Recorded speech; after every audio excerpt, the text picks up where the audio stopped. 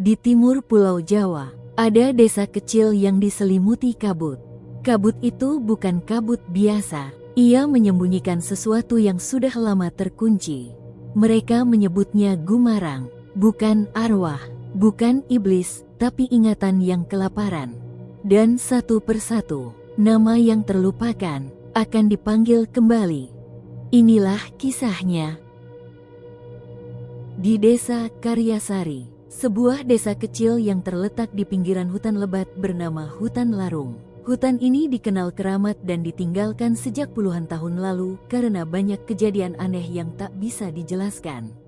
Langit sore mulai meredup saat Aldo menginjakkan kakinya di Desa Karyasari. Ia membawa tas punggung besar, penuh dengan catatan, alat perekam, dan buku-buku tua. Udara di desa ini terasa berbeda. Dingin, walau matahari masih menggantung. Tari menjemputnya di pos jaga. Kamu yakin mau riset di sini? Doh, tempat ini ada yang gak beres, ucap Tari pelan. Aldo tertawa kecil. Justru itu menarik. Semakin angker, semakin banyak cerita rakyat yang bisa digali. Lagi pula, semua itu kan cuma mitos. Mereka berjalan melewati rumah-rumah kayu yang tampak tua. Beberapa tak berpenghuni. Warga memandangi Aldo dengan tatapan campur aduk, curiga dan takut. Malam itu, mereka berkumpul di rumah Tari. Raka menyusul datang dari kota. Ada hutan larangan ya di sini? Waktu naik ojek tadi, si abang nyuruh aku jangan lihat ke arah timur, kata Raka sambil tertawa. Tari langsung diam. Aldo mengangkat alis. Kamu tahu soal hutan larung? Tari mengangguk, ragu. Orang sini nyebutnya alas singit. Tempat itu dikeramatkan sejak dulu. Ada aturan yang gak boleh dilanggar. Apa? Tanya Aldo serius. Jangan sebut nama, Gumarang, bisik Tari. Itu makhluk yang katanya menghuni tengah hutan. Kalau namanya disebut keras, dia akan tahu dan datang. Aldo tertawa. Itu cocok banget buat pembuka skripsiku. Jangan panggil namanya, gokil. Di luar, angin bertiup kencang. Daun-daun berguguran. Tapi anehnya, suara langkah kaki terdengar. Padahal tak ada siapa-siapa di luar rumah. Di kejauhan, hutan larung berdiri pekat, diam, seperti mengintai. Keesokan harinya, Aldo dan Raka memulai riset mereka. Dengan perekam suara dan kamera dokumentasi, mereka mendatangi rumah-rumah warga. Namun sebagian besar menolak bicara tentang hutan larung. Hanya satu yang bersedia, yaitu Bu Rumi, tetua desa tersebut. Mereka bertemu Bu Rumi di beranda rumah kayunya yang dipenuhi tanaman herbal kering dan jimat-jimat anyaman bambu. Orang luar selalu datang dengan niat menantang, gumam Bu Rumi lirih. Tapi kalian lupa, ini bukan soal keberanian, ini soal menghormati batas. Aldo menyalakan perekam. Kami ingin tahu tentang legenda Gumarang. Mata Bu Rumi langsung menajam. Jangan sebut namanya, bahkan aku sudah lama tak berani menyuarakannya. Dulu, banyak yang tak percaya. Mereka yang menyebut namanya selalu ada yang hilang. Dimulai dengan bisikan, lalu mimpi, lalu lenyap. Raka tersenyum sinis. Jadi kayak Bloody Mary versi lokal ya? Bu Rumi menatapnya dingin. Kalau kalian menertawakannya, jangan salahkan siapa-siapa nanti. Sore itu, mereka kembali ke rumah Tari. Raka, yang iseng, mulai menantang cerita tersebut. Di ruang tamu, ia berdiri sambil menyalakan kamera. Ayo, eksperimen. Cuma mitos kan? Lalu ia berseru lantang. Gumarang, tunjukkan dirimu. Tari langsung panik. Raka, jangan main-main. Tapi Raka hanya tertawa. Tiba-tiba, lampu mati. Ruangan jadi gelap gulita. Dari arah dapur terdengar bunyi gesekan seperti kuku menyeret lantai. Aldo mengambil senter. Saat cahaya menyapu lantai, tak ada apa-apa, tapi bekas goresan panjang terlihat jelas. Lu, yang bikin ini? Tanya Aldo ke Raka dengan suara bergetar. Raka menggeleng, kini mulai takut. Malam itu, mereka tidur dengan lampu menyala, tapi Raka bermimpi aneh. Ia melihat hutan, kabut tebal, dan sosok tinggi besar, berkulit hitam seperti arang, berdiri di bawah pohon tua. Matanya merah, giginya penuh darah, dan ia berkata satu kalimat, "Aku mendengar namaku." Pagi harinya, Raka terlihat pucat. Ia duduk di teras rumah Tari sambil menyalakan rokok dengan tangan gemetar. Aldo keluar membawa kopi. "Masih kepikiran mimpi semalam?" tanya Aldo. Raka mengangguk pelan. "Itu bukan cuma mimpi. Jendela kamarmu juga dicakar, Do." Aldo mengernyit. "Apa kamu yakin bukan hewan? Kucing liar? Mungkin. Lihat aja bekasnya sendiri." Mereka pergi memeriksa. Benar, ada bekas 3 cakaran panjang, terlalu tinggi dan besar untuk ukuran hewan biasa. Siang hari, mereka kembali ke rumah Bu Rumi. Tapi kali ini, rumah itu kosong. Pintu terbuka sedikit, berderit saat disentuh. Di dalam, semua barang dibiarkan berantakan. Namun satu hal yang menarik perhatian mereka. Di dinding ruang tamu, tertulis dengan arang, "Sudah dipanggil, sudah dekat." Tari gemetar. "Apa Bu Rumi di bawah?" Tiba-tiba, dari luar terdengar suara tertawa, cekikikan lirih, seperti anak kecil, tapi suaranya terdistorsi, bergema. Mereka berlari keluar, tapi jalanan desa sepi, tak ada siapapun, bahkan suara burung pun menghilang. Malam harinya, Raka mulai bicara sendiri. Aldo dan Tari mengira dia kurang tidur. Tapi saat malam makin larut, Raka mulai menulis di buku catatannya dengan mata kosong. "Aku melihatnya. Dia berdiri di tepi hutan. Dia tidak bisa masuk. Belum." Tari panik. "Aldo, ini nggak bisa didiemin. Kita harus pergi dari sini." Tapi Aldo belum yakin. Ia masih berpikir ini efek psikologis. Belum ada bukti nyata. Bisa jadi Raka cuma stres. Sebelum ia selesai bicara, pintu kamar Raka membanting sendiri. Dari dalam, terdengar suara geraman rendah, seperti napas hewan besar. Mereka membuka pintu perlahan. Kamar kosong, tapi jendela terbuka, dan di kasur tertinggal jejak lumpur hitam berbentuk kaki 3 jari. Sejak malam itu, Raka tak lagi seperti biasanya. Ia lebih banyak diam, pandangannya kosong, dan tubuhnya kadang bergetar sendiri seperti sedang menahan sesuatu. Tari mencoba bicara dengannya, tapi Raka hanya menjawab dengan suara pelan seperti bergumam dalam bahasa yang tidak dimengerti. "Do," dia nyebut-nyebut sesuatu. Tapi bukan bahasa kita. Aldo mulai panik. Ia menyalakan perekam suara dan mulai mencatat. Mungkin ini bentuk trans. Dia bisa saja kerasukan memori lokal yang tersimpan di alam bawah sadar. Katanya mencoba menjelaskan secara ilmiah, walau nadanya terdengar makin ragu. Tapi malam itu, semuanya berubah. Tengah malam, Tari terbangun karena suara langkah kaki berat dari arah dapur. Saat ia intip, Raka berdiri di sana, menghadap ke dinding. Tangannya berdarah, dan ia sedang menulis sesuatu dengan jarinya. "Aku yang dipilih, dia akan menjadi bagianku." Tari mundur perlahan, napasnya tersengal. Tiba-tiba Raka berbalik, matanya hitam sepenuhnya. "Kalian gak ngerti," katanya dengan suara berat yang bukan suaranya sendiri. "Dia butuh tubuh. Aku adalah jembatan." Aldo datang tepat saat itu dan menyeret Tari keluar. Mereka mengunci Raka di dalam. "Ini udah kelewat batas," kata Aldo. "Aku setuju," kata Tari gemetar. "Tapi sekarang, kita yang dipilih. Dia nggak akan berhenti." Pagi harinya, mereka kembali ke hutan. Bukan untuk mencari petunjuk, tapi untuk mencari jawaban. Di tepi hutan, mereka menemukan sebuah batu besar penuh ukiran simbol kuno. Tari mengenalinya dari cerita masa kecil. Itu batu panggilan, tempat pertama kali nama Gumarang disebut.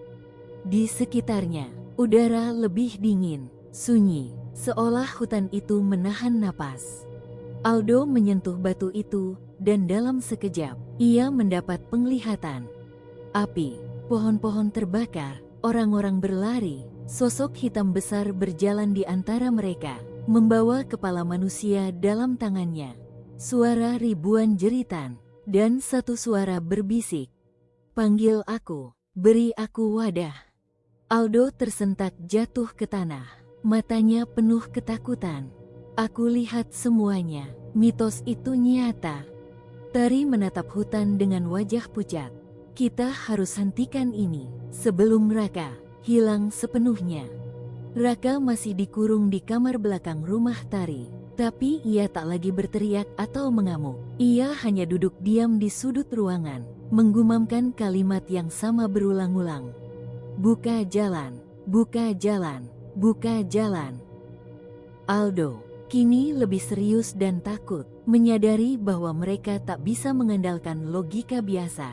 Ia mulai mencari referensi dari buku-buku tua yang dibawanya. Di salah satu buku langka dari perpustakaan universitas, ia menemukan satu halaman yang menarik perhatian. Gumarang, makhluk kegelapan dari zaman sebelum manusia, disebut sebagai penyatu dunia bawah dengan dunia atas. Ia tidak bisa muncul tanpa wadah manusia yang mengizinkannya masuk.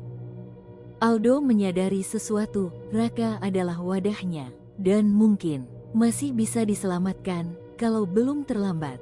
Sore hari, Aldo dan Tari mendatangi rumah seorang pria tua bernama Pak Gading, seorang penjaga makam leluhur yang tinggal di ujung desa. Orang bilang ia sempat menjadi murid dari dukun terakhir yang tinggal dekat hutan larung. Pak Gading menerima mereka dengan tatapan berat. "Aku sudah tunggu saat ini datang lagi," katanya. Dia selalu kembali setiap beberapa generasi saat ada yang memanggil namanya. Tari menunduk. "Jadi, ada cara untuk menghentikannya?" Pak Gading menarik napas dalam. "Hanya dua cara menghentikan makhluk seperti dia. Tutup pintu sebelum dia benar-benar keluar, atau hancurkan wadahnya." Tari terkejut. "Maksudnya, Raka?" Pak Gading mengangguk pelan. "Kalau pintunya terbuka terlalu lama, dia tak hanya akan mengambil satu tubuh, dia akan memanggil yang lain." Malam itu, Aldo mencoba berbicara pada Raka, berharap sahabatnya masih bisa diselamatkan. "Raka, kalau kamu masih bisa dengar aku, lawan dia. Jangan biarkan dia ambil kamu," ucapnya di balik pintu. Sesaat, sunyi. Lalu suara Raka terdengar, lembut, lirih. "Aldo, tolong aku." Aldo hampir membuka pintu, tapi tiba-tiba suara itu berubah, kasar, menakutkan. Terlambat. Pintu bergetar hebat. Dari sela bawahnya, asap hitam tipis merembes keluar, dan dari dapur terdengar suara sendok jatuh. Mereka tak lagi sendirian di rumah itu. Tari menggenggam tangan Aldo erat. "Kita harus memilih, segera." Di balik pintu, Raka tertawa, tapi bukan dengan suaranya sendiri. Pagi itu, Aldo dan Tari kembali ke rumah Pak Gading membawa kertas catatan, paku besi, lilin hitam, dan rambut Raka yang diam-diam diambil oleh Tari malam sebelumnya. Semua bahan untuk melakukan ritual penutup yang hanya bisa dilakukan sekali. Pak Gading memperingatkan mereka, selama ritual berlangsung, jangan percaya suara apapun yang kalian dengar. Gumarang bisa meniru siapa saja. Mereka kembali ke rumah saat senja, waktu paling tipis antara dunia manusia dan dunia gaib. Persiapan dimulai.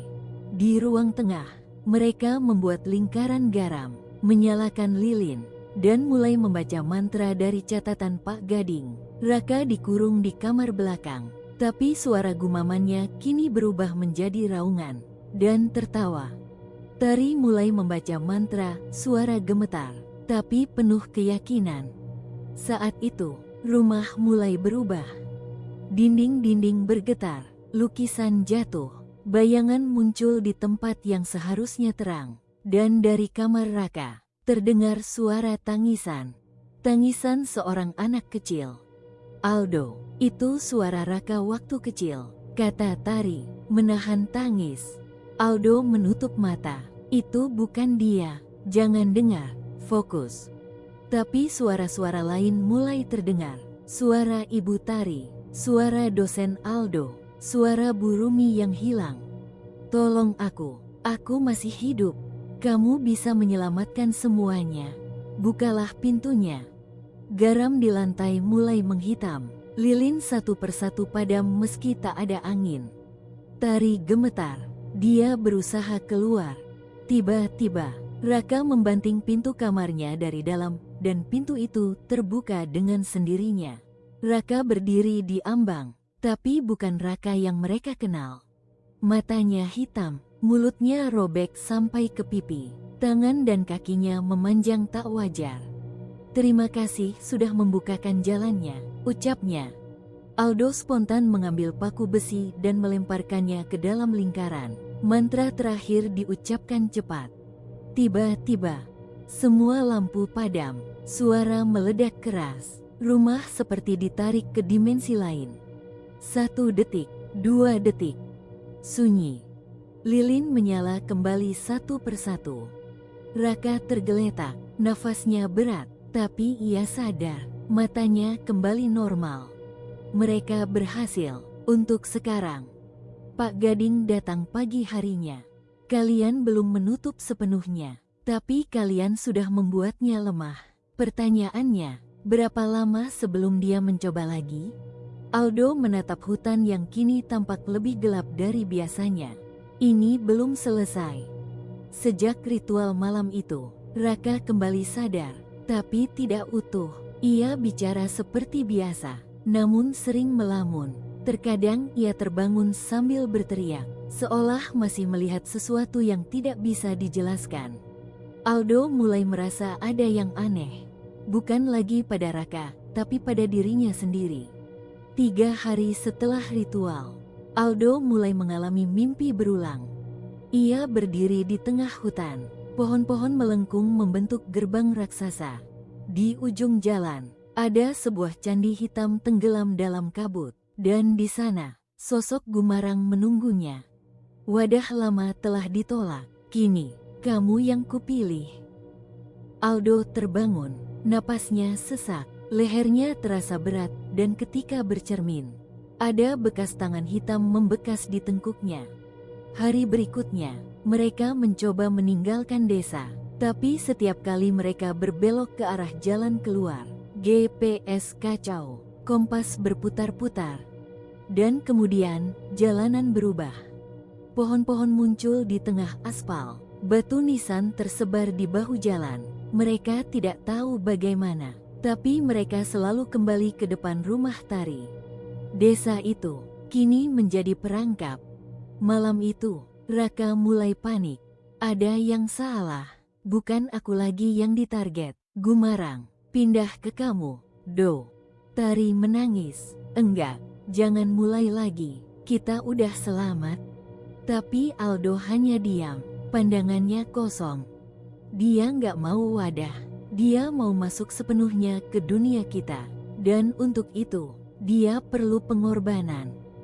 Pukul 2 dini hari, Aldo berdiri sendiri di depan hutan larung. Tari dan Raka menyusul terlambat hanya untuk melihat Aldo sudah memegang pisau, membuka luka di dadanya sendiri. Darah menetes ke tanah. Tanah berguncang, angin berhenti, udara membeku. Lalu, terdengar suara langkah dari dalam hutan. Langkah yang berat, seret, perlahan, tapi pasti. Jalanku telah dibuka. Wadah telah siap. Dari balik kabut hutan, sosok Gumarang muncul sepenuhnya untuk pertama kali. Tingginya 2 kali manusia, kulitnya seperti arang terbakar, tanduk melengkung di kepalanya, dan matanya kosong seperti jurang kematian. Dan ia melangkah menuju Aldo. Aldo berdiri membeku di depan hutan larung. Di hadapannya, sosok Gumarang melangkah keluar dari kabut, makhluk hitam raksasa dengan tanduk melengkung, mata hampa, dan tubuh yang memancarkan aura kegelapan purba. Tari dan Raka muncul di belakang Aldo. Aldo, Jangan biarkan dia masuk, teriak Tari. Air mata mengalir. Tapi Aldo tersenyum. Mungkin ini memang jalannya. Gumarang mengangkat tangan, dan dari tubuh Aldo mulai keluar asap hitam, jiwanya terkoyak. Ditarik sedikit demi sedikit, ritual pembukaan tubuh sedang berlangsung. Raka berlari, menabrak Aldo dari belakang, menjatuhkannya. Raka bangkit dengan luka di tangan dan darah mengalir. Ambil aku saja, aku pernah jadi wadah. Ambil aku lagi, teriaknya. Gumarang berhenti sejenak, lalu tertawa. Wadah lama telah rusak, aku butuh yang segar, yang seimbang, yang rela. Tiba-tiba, Tari maju. Ia mengangkat liontin kayu peninggalan almarhum ibunya, yang ternyata dulunya adalah seorang penjaga batas. Garis keturunan yang sama dengan dukun terakhir di desa itu. Aku tidak rela, aku menolak, dan atas nama darah penjaga, aku menutup jalanmu. Tari melempar liontin ke tanah, memecahnya. Cahaya putih menyebar seperti semburan listrik. Gumarang meraung, tubuhnya terbakar cahaya itu. Asap dan api keluar dari tubuh raksasanya. Ia mengamuk, mencoba mencengkeram Aldo, tapi cahaya makin kuat. Ia tertarik kembali ke hutan, menjerit, "Kalian pikir ini berakhir? Aku akan kembali." Beberapa detik kemudian, semuanya hening. Aldo terbaring lemas, tapi sadar. Raka terduduk sambil menangis. Tari nyaris pingsan, tubuhnya lemas dan dingin. Hutan larung kembali sunyi, tapi kali ini benar-benar sunyi. Pagi hari, kabut perlahan menghilang, burung-burung kembali terdengar. Tari menatap matahari dari teras rumahnya dan berkata pelan, "Kita belum menang, kita cuma ditunda." Dan di balik pepohonan hutan, sebuah ukiran batu baru muncul. Ukiran wajah manusia, dengan mata kosong. Wajah itu, wajah Aldo. Sudah 2 minggu sejak malam di hutan larung. Kabut memang tak lagi turun setebal dulu. Suara burung kembali terdengar, tapi sesuatu tetap terasa aneh. Aldo belum pulih sepenuhnya. Meskipun fisiknya sehat, ia kerap kehilangan waktu, lupa akan kejadian-kejadian kecil. Dan kadang, menatap kosong ke arah hutan, seolah mendengar panggilan dari jauh. Tari merawatnya setiap hari, tapi ia mulai menyadari. Bukan cuma luka di tubuh Aldo yang tersisa, ada bagian dari dirinya yang tak kembali. Di desa, hal-hal ganjil mulai terjadi. Beberapa penduduk mulai menghilang satu persatu tanpa jejak, bukan secara brutal, tapi seperti larut ke dalam kabut, menghilang begitu saja di pagi hari. Pak Gading yang dulu tegas dan yakin, kini memilih bungkam. Ia hanya mengatakan satu kalimat yang berulang. Ketika pintu dibuka, tidak semua bisa ditutup lagi. Suatu malam, Tari menemukan Aldo berdiri diam di depan cermin. Ia sedang menggambar sesuatu di kaca dengan jarinya, sebuah pola spiral mirip dengan ukiran di batu hutan larung. "Tadi, aku mimpi," kata Aldo pelan. "Aku jalan di dalam tubuh Gumarang, dan di sana, aku dengar suara-suara. Mereka bilang, aku masih bisa jadi jembatan." Tari memeluk Aldo erat, menahan air mata. "Kamu bukan jembatan, Do. Kamu yang bertahan." Aldo tak menjawab, tapi untuk pertama kalinya, ia menangis. Esok harinya, ukiran batu yang muncul di balik pepohonan hutan tiba-tiba retak. Dari retakan itu, tumbuh tanaman aneh, daunnya hitam, dan ujungnya berdarah. Raka datang membawa kabar. 2 anak kecil hilang pagi tadi. Jejak mereka mengarah ke hutan. Semua saling berpandangan, dan satu hal mulai mereka sadari. Ini belum selesai. Gumarang tak perlu tubuh lagi, karena sebagian darinya sudah menetap di desa ini. Malam itu, Tari melihat sesuatu dari jendela rumahnya. Aldo berjalan sendiri menuju arah hutan larung. Ia memanggil namanya, tapi Aldo tak menoleh. Dan di belakangnya, bayangannya terbelah menjadi 2. Aldo tak pernah kembali ke rumah malam itu. Tari dan Raka menyusul ke hutan larung saat fajar. Mereka menemukan jejak kaki tanpa alas. Tapi tak hanya satu pasang, ada 4. 2 mengarah ke dalam, 2 lagi tak mengarah kemanapun, seolah menghilang. Di sebuah titik, mereka menemukan Aldo duduk bersila di bawah pohon besar. Tubuhnya kaku, matanya terbuka, tapi kosong. Di sekelilingnya, tanah berubah hitam, dan di dadanya, ukiran spiral muncul membara. Pak Gading muncul tiba-tiba dari balik semak. Dia sudah jadi segel, katanya dingin, tubuhnya dikorbankan, jiwanya menjadi pelindung baru. Tapi jika tak diperkuat, segel itu akan retak dan Gumarang akan keluar sepenuhnya. Kali ini, tidak sendiri. Raka, apa yang harus kita lakukan? Pak Gading menatap Tari. Hanya penjaga batas yang bisa memperkuat segel, dan itu butuh tumbal ikatan. Tari perlahan mengerti. Tumbal ikatan adalah pengorbanan hubungan terdalam. Ikatan emosional yang paling kuat dalam hal ini. Ikatan antara dirinya dan Aldo. Jika ia melakukannya, segel akan bertahan. Tapi semua kenangan, rasa, dan hubungan antara mereka akan terhapus. Aldo akan tetap hidup, tapi tidak akan pernah mengingat siapa Tari itu. Tari menangis dalam diam. Ia mendekati tubuh Aldo, menyentuh wajahnya yang dingin, lalu menatap langit yang mulai memerah. Kalau ini satu-satunya cara, aku rela.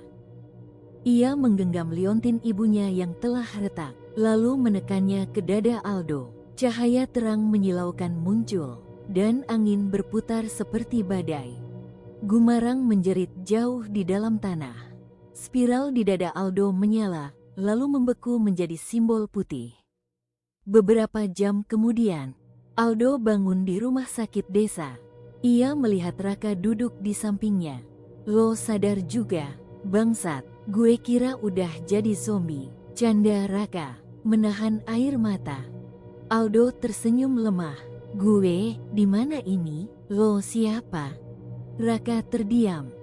Di luar kamar, Tari melihat dari balik jendela. Ia tersenyum kecil, lalu berjalan pergi, perlahan dan menghilang di balik kabut yang mulai turun kembali. Di hutan larung, pohon tempat Aldo disegel kini berdiri tenang. Di batangnya, ukiran baru muncul, wajah seorang gadis tersenyum, tapi kesepian. 3 bulan telah berlalu sejak hari penyegelan terakhir. Desa Larung mulai kembali seperti semula. Kabut tak lagi turun setebal dulu. Warga sudah mulai kembali ke ladang, ke pasar, dan anak-anak kembali bermain di pinggir jalan. Namun, tidak ada yang membicarakan apa yang terjadi, seolah seluruh desa sepakat untuk melupakannya. Aldo kembali kuliah. Ia hidup normal, berteman dengan Raka, dan menjalani harinya dengan santai. Tapi ada lubang di dalam dirinya. Sebuah kehampaan yang tak bisa dijelaskan. Terkadang, saat ia melihat langit senja, atau mendengar suara angin bertiup lembut, ia merasa ada yang hilang, seperti sebuah mimpi indah yang tak bisa ia ingat. Gue kayak pernah kehilangan sesuatu yang penting banget, katanya ke Raka suatu malam. Raka hanya terdiam, lalu menjawab, mungkin bukan kehilangan, Do, tapi pengorbanan. Tari kini hidup di kota lain. Ia tak lagi bisa kembali ke desa. Ia bukan bagian dari mereka lagi. Sejak ia memutus ikatan dengan Aldo dan meninggalkan seluruh hidup lamanya demi menjaga segel. Namun, di malam-malam tertentu, ia mendengar suara Aldo dalam mimpinya. Suara yang bertanya pelan, "Siapa kamu? Kenapa aku merasa tenang kalau dengar suara kamu?" Tari tak pernah menjawab. Ia hanya tersenyum dalam mimpi. Dan ketika ia terbangun, ia menangis pelan, tapi bahagia. Sementara itu, di dalam hutan larung, segel tetap berdiri. Pohon itu kini dikelilingi oleh tanaman liar yang tidak bisa ditebang, tidak bisa dibakar. Dan di bawah tanah, dalam kedalaman hitam yang tak terjamah cahaya, mata Gumarang terbuka perlahan. Lupa bukan berarti hilang. Selama namaku tak dihapus, aku akan tetap ada. Di malam yang sunyi, Aldo berdiri di depan cermin kamar kosnya. Ia merasa ada yang memanggil. Ia menyentuh dadanya dan merasa detak jantungnya tidak sendiri. Musim mulai berganti. Daun-daun menguning di sepanjang jalan kampus. Aldo menjalani hari-harinya seperti biasa. Namun perasaan kosong itu belum juga pergi. Seolah ada suara samar yang terus memanggilnya dari tempat yang jauh. Di suatu malam, saat ia membereskan kamarnya, ia menemukan sebuah buku catatan lama, milik Tari. Ia tidak tahu bagaimana buku itu bisa ada di sana. Di dalamnya, ada sketsa-sketsa ukiran, catatan ritual, dan sebuah tulisan terakhir di halaman paling belakang. Jika kamu lupa segalanya, tapi hatimu masih bergetar saat mendengar namaku, itu cukup. Aldo membaca berulang-ulang, dan tanpa sadar, air matanya mengalir. Sementara itu, di desa, Raka memutuskan untuk menjaga hutan larung, mengambil peran sebagai penjaga bayangan. Ia tak menjadi dukun, tapi ia belajar dari Pak Gading tentang simbol, batasan, dan keseimbangan. Ia tahu satu hal penting. Selama ada manusia yang bisa lupa, maka kegelapan selalu punya jalan untuk kembali. Ia tak takut, tapi ia tahu, Gumarang tidak pernah benar-benar pergi. Yang bisa dilakukan hanyalah menjaga dan menunggu, sampai waktu berikutnya datang. Di malam yang sama, Tari menulis surat terakhir, lalu meletakkannya di meja kecil di depan jendela yang menghadap ke arah timur. Aku tidak akan mencoba lagi untuk diingat, karena kalau cinta harus dipaksakan, itu bukan cinta. Tapi aku akan tetap mendoakanmu, Aldo, karena kamu pernah jadi rumah. Ia menatap langit malam, dan untuk pertama kalinya sejak pengorbanannya, ia bisa tertawa kecil. Beberapa hari kemudian, Aldo pergi ke desa Larung, sendirian. Ia tidak tahu kenapa, hanya mengikuti naluri. Ia berdiri di depan gerbang hutan. Udara sunyi, tidak ada kabut, tapi pohon-pohon tetap diam, seolah mengawasi. Dan entah kenapa, ia berbisik, Tari. Angin berhembus lembut, daun-daun jatuh seperti hujan senyap. Di kejauhan, suara wanita tertawa kecil terdengar, lalu menghilang. Aldo tersenyum, walau ia tidak tahu kenapa.